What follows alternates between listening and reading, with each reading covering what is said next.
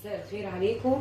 النهارده هنعمل مع بعض اكله كبيره كده شويه وجميله قوي. هي بتتباع بره، الولاد بيحبوها قوي. هنعملها احنا مع بعض في البيت. هنعمل الاول، انا هنعمل اللحمه اللي هي بالبصل والفلفل اللي هي اللي بتتباع، وهنعمل التشيكن سويت اند ساور. هنعملهم مع بعض، وهنعمل الرز برضو البسمتي اللي بيتباع معاهم. هنشوف هنعملهم ازاي. هنبتدي مع بعض. معانا كيلو بانيه متقطع مكعبات، كيلو فراخ بانيه متقطع، بس بانيه تخين شويه، متقطع مكعبات كده صغيره. ومعانا 4 بصلات مخروطين جوانح، متقطعين جوانح. ومعانا 4 بيضات. ومعانا فلفل اصفر، ومعانا فلفل احمر، وفلفل سبايسي اخضر. معانا ليمونه معصوره، فلفل اسود، جنزبيل مطحون، توم باتشب، ملح، صويا صوص، وعسل اسود، وخل، ودقيق، ونشا. هنشوف هنبتدي نعمل مع بعض ايه الاول. وبسم الله الرحمن الرحيم. هنبتدي نعمل مع بعض الفراخ. هنجيب الفراخ الاول، نحط عليها الليمونه المعصوره،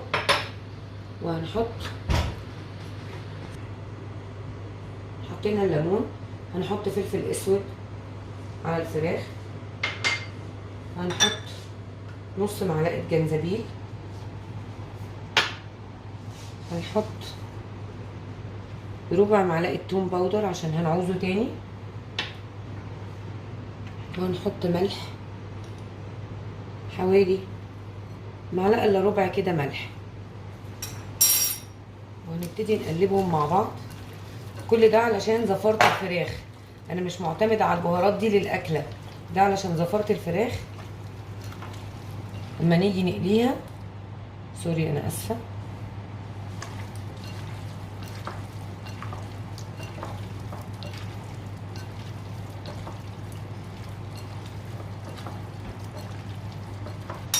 احنا معانا 4 بيضات. هنحط لهم حبه فلفل اسود وحبه ملح، وهنبتدي نضربهم مع بعض كده. معانا ضربنا البيض. هنبتدي نحط الفراخ بتاعتنا في النشا. هنعملها كده يا جماعه، هنحط الفراخ في النشا، شايفين؟ وهنبتدي ننفضها كده ونحطها. عشان ايه؟ هنرجع ننقلها. نتأكد بس ان هي مفيش تكتلات نشا. عملنا كل الفراخ بالنشا واحدة واحدة ونفضناهم كده، شايفين؟ انا عملتها في النشا مع بعض كلهم. هنزل عليها كده، احطها في البيض واحدة واحدة واحدة واحدة يا جماعة، عشان ما يكلكعش مننا. وبعد كده هنطلع في الدقيق. شايفين؟ انا حطيت الاول في النشا، وبعد كده رجعت حطيت في البيض، وبعد كده في الدقيق. هنعمل شوية كمان مع بعض كده ونركنهم. نرجع تاني نحط شوية في البيض نشا، بعد كده بيض مضروب، ملح وفلفل، وبعد كده في الدقيق. شايفين؟ بنفصلهم عن بعض كده.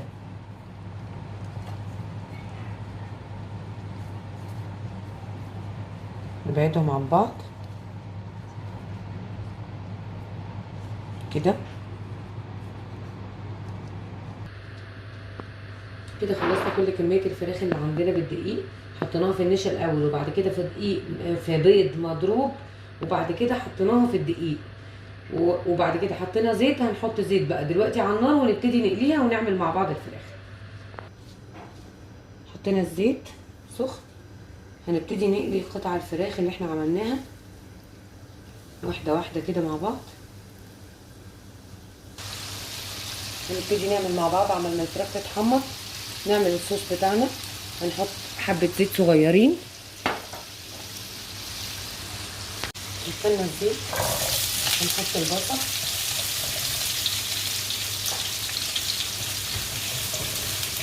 هنحمر البصل شوية.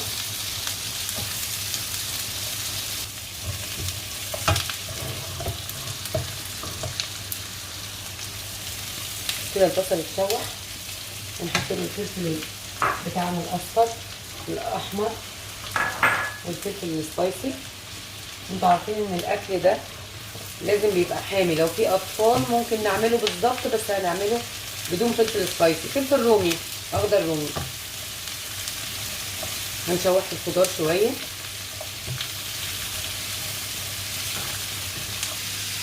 سيبنا الخضار بتاعنا على النار وهنبتدي نعمل معانا الصوص. هنحط الصويا صوص وهنحط معلقتين العسل الاسود حسب الولاد عندك، لو بيحبوا مسكر قوي ممكن تحطي 3 معالق عسل. هنحط الخل وهنحط الجنزبيل المطحون، شعر الفلفل الاسود، نحط الثوم باودر حوالي معلقه من كل حاجه.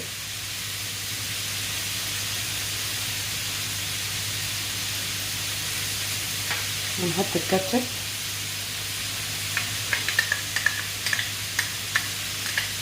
معلش يا جماعه انا ببقى مستعجله عشان سرعه الوقت. وهنحط حبه ملح وهنبتدي نقلبهم مع بعض كلهم،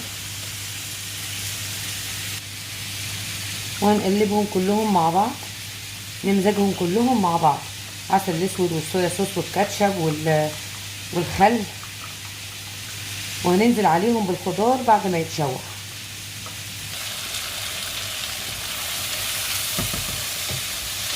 الخضار بتاعنا اتشوح اهو، هننزل عليه بالصوص اللي عملناه مع بعض.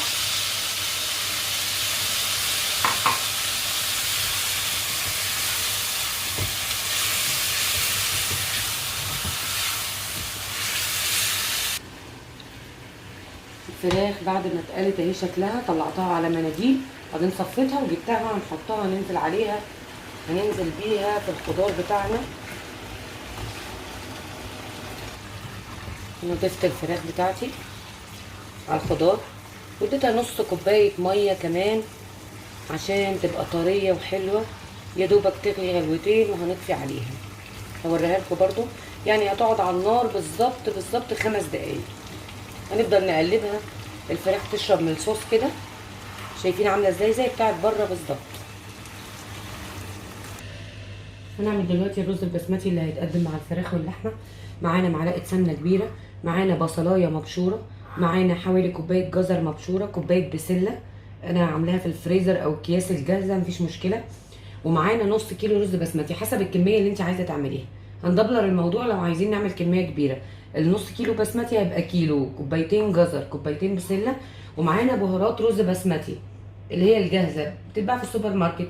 لو ما عندناش بنحط نص معلقه كركم على نص معلقه كاري على قرفه وجنزبيل وكل حاجه. احنا هنحط مع البهارات برده جنزبيل وقرفه وبهارات. وده فلفل احمر انا هعمل لكم عليه حلقه مخصوص يعني بيتعمل ازاي. الفلفل ده انا بجيبه وبعمله في الفريزر، ده فلفل سبايسي احمر قرون شطه، وانا بطحنه واحطه في الفريزر جاهز على الطبخ. هنعمل مع بعض الرز وتعالوا نبتدي. هننزل مع بعض بالسمنه، معلقه سمنه كبيره حلوه. واللي عايز يستبدل يا جماعه بالزيت الذره مش شرط، في ناس تحب تطبخ بالزيت وناس تحب تطبخ بالسمنه، يعني حريه شخصيه. السمنه بتاعتنا على النار، او ممكن قلنا نحط زيت. هنحط البصله، معلقه يا جماعه، معلقه سمنه، معلقه كبشه مش معلقه اكل.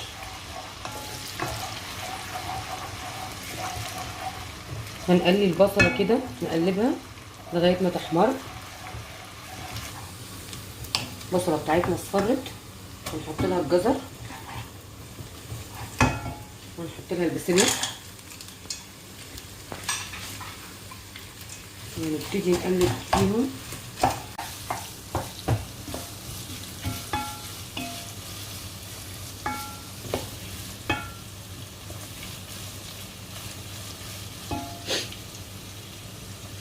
هنحط، احنا عايزين الرز سبايسي زي بتاع بره، الولاد بيطلبوه سبايسي. انا حطيت الفلفل ده انا هعمله لكم في حلقه، اللي عايزه يعني يبقى يشوفه. ما كانش موجود يبقى فلفل سبايسي متقطع او شطه، ممكن شطه عادي جدا، بس الفلفل ده بقى انا هعمله لكم حاجه كده حكايه، ينفع في كل حاجه كل حاجه. هنقعد نشوح فيهم كده، وبعد كده ننزل بالرز. شوحناهم مع بعض كده كلهم، الجزر والفلفل الحامي او الفلفل اللي انا عاملاه او اللي عندكم يعني. انا غاسله نص كيلو رز بسمتي حسب الكميه قلت، اللي عايز هيعمل نص كيلو، اللي عايز هيعمل كيلو. ده نص كيلو رز بسمتي مغسول مدعوك ومغسول كويس. هيبقى الرز عامل زي بتاع بره بالظبط. هنبتدي بس نقلبه كده شويه، وبعدين هنحط البهارات بتاعتنا. نبتدي نحط البهارات بتاعتنا. احنا قلنا البهارات دي يا جماعه اهي بتاعه الرز البسمتي والرز البرياني، طعمها حلو قوي ومش مكلفه، مش غاليه. ممكن هنحط معلقتين، اللي ما عندوش ومش قادر يجيب ممكن يحط معلقه كركم، صفار زعفران لو عندي في البيت اللي موجود. احط شويه جنزبيل برضو، وهحط شويه فلفل اسود، وعايزه طبعا ملح، معلقه ملح. وندوق الميه بتاعه الرز بعد ما نزودها معلقتين ملح، وندوق الميه. الرز بيحب الملح شويه. وهنبتدي نقلبهم مع بعض. جربوا يا جماعه الرز ده هيعجبكم جدا وهيعجب الولاد جدا. ممكن ما نعملوش سبايسي برضو، استغنى عن الفلفل. شوحنا الرز كده مع الخضار شويه مع البهارات، وبعدين هنحط له ميه حوالي. في ناس بتسالني بتقولي هتحطي قد ايه ميه؟ حوالي يعني هقول لكم بالظبط انا حطيت قد ايه ميه.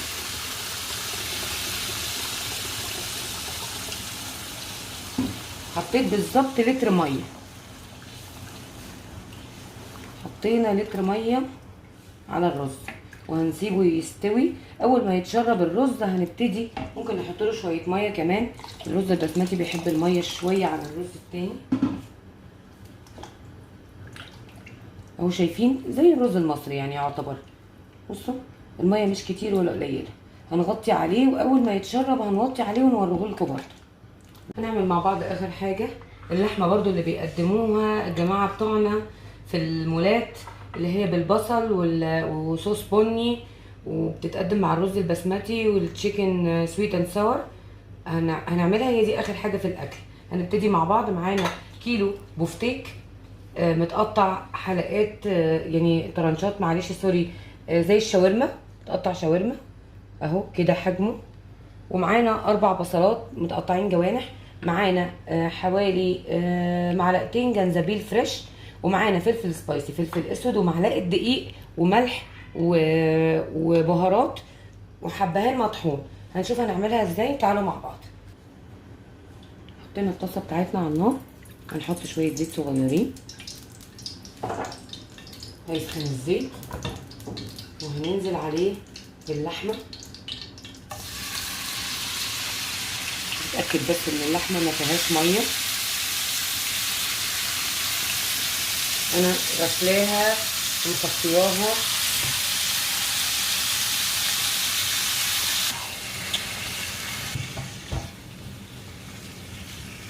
نقلب في اللحمه لغايه ما تتشرب وتنشف خالص. بعد كده هنشوف هننزل عليها بايه. ده الرز بعد ما اتشرب هنوطي عليه بقى. اول ما بيتشرب كده بنبتدي نوطي عليه خالص زي الشمعة لغايه ما يستوي. بندوق الملح بتاعه. هنغطي عليه لغايه ما يستوي وبعدين نشوفه مع بعض. قعدنا نشوح في اللحمه كده لغايه ما ايه شربت دمها ونشفت. هنحط لها الجنزبيل، ونحط شويه فلفل اسود نص معلقه، وهنحط حبه حبهان مطحون، وهنحط الملح بتاعنا حوالي معلقه ملح. هنفضل نشوح برضو معاها في الجنزبيل والبهارات بتاعتنا والملح. حمرت اللحمه مع الجنزبيل ومع البهارات. هنحط لها كوبايه ميه بس اللحمه تستوي فيها. نحط حوالي كوبايه ميه واحده ان اللحمه تستوي، ونرجع نكملها مع بعض. هنشوف هنعمل معاها ايه. اللحمه بتاعتنا اتحمرت خالص. هنحط معلقه الدقيق، بنسيبها لغايه ما تنشف من الميه خالص. شايفين اللي ظاهر معايا شويه الزيت اللي انا حطيتها، هحط لها بالظبط معلقه دقيق واحده.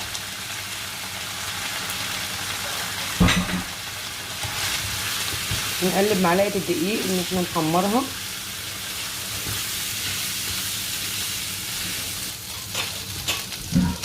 نحط لها البصل